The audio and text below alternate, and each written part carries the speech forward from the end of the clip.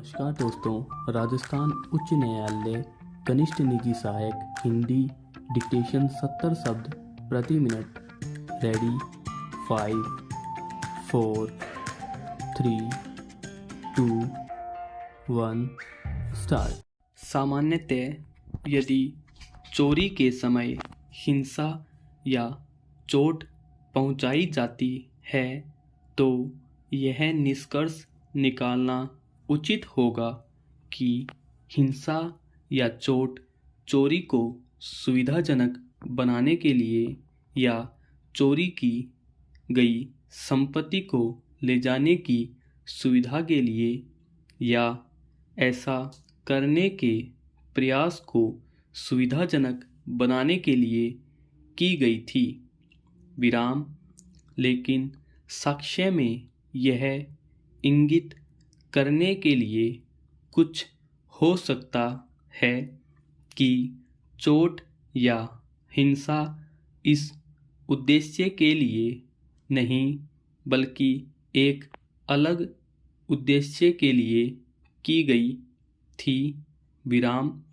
हमारा विचार है कि अभियोजन पक्ष ने आँखों पर पट्टी बांधकर और डकैती के अपराध के वास्तविक उद्देश्य को समझे बिना भारतीय दंड संहिता की धारा 395 के तहत दंडनीय अपराध के लिए प्राथमिकी दर्ज की और डकैती के अपराध के लिए आरोप पत्र भी तैयार करने के लिए आगे बढ़े। विराम।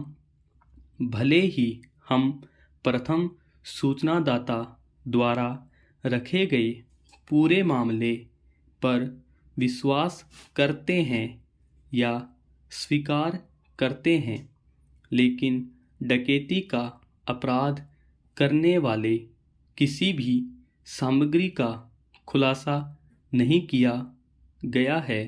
विराम।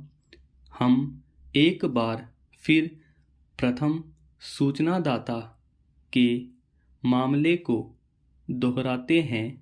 विराम।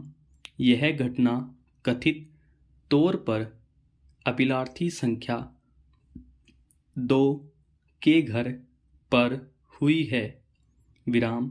कहा जाता है कि यह प्रथम सूचनादाता और उसका भाई है जो एक दिन अपीलार्थी संख्या 2 के घर गए थे। उस समय अन्य सह अभियुक्तों को भी उपस्थित दिखाया गया है। विराम। प्रथम सूचनादाता की ओर से इस बारे में कोई अच्छा प्रशंसनीय स्पष्टीकरण नहीं मिला है कि यह अपनी जेब में 2 लाख रुपए क्यों ले जा रहा था। विराम। प्रथम सूचनादाता द्वारा प्रस्तुत किया गया पूरा मामला मनगढ़ंत प्रतीत होता है। विराम। यदि हम कुछ समय के लिए मान लें कि प्रथम सूचनादाता वास्तव में अपनी जेब में 2 लाख रुपए ले जा रहा था और कथित घटना के समय यह राशि आरोपी व्यक्तियों द्वारा जबरन छीन ली गई थी, तो क्या यह 2 लाख रुपए छीनने का मामला है? क्या प्रथम सूचनादाता की जेब से 2 लाख रुपए निकाल लेना आईपीसी की धारा 390 में आने वाले उस उद्देश्य के लिए शब्दों के दायरे में आएगा? विराम।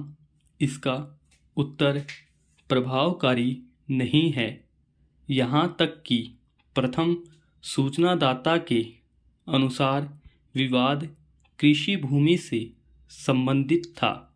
विराम। प्रथम सूचनादाता कहता है कि यह प्रत्यगत भूमि का वैध मालिक है, जबकि उसके अनुसार आरोपी व्यक्ति गलत तरीके से भूमि के वैध मालिक होने का दावा कर रहे हैं। विराम कथित रूप से इस विवाद के समझौते के उद्देश्य से प्रथम सूचनादाता और उसके भाई ने अपनी मर्जी से अपीलार्थी संख्या 2 के घर गए थे। विराम अपीलार्थी संख्या 2 के घर पहुंचने के बाद ही कथित तौर पर पूरी घटना हुई है।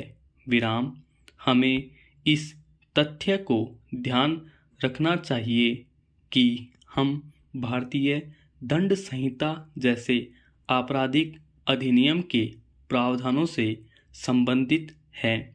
विराम किसी भी आपराधिक अधिनियम के प्रावधानों का कड़ाई से अर्थ लगाया और व्याख्या की जानी चाहिए।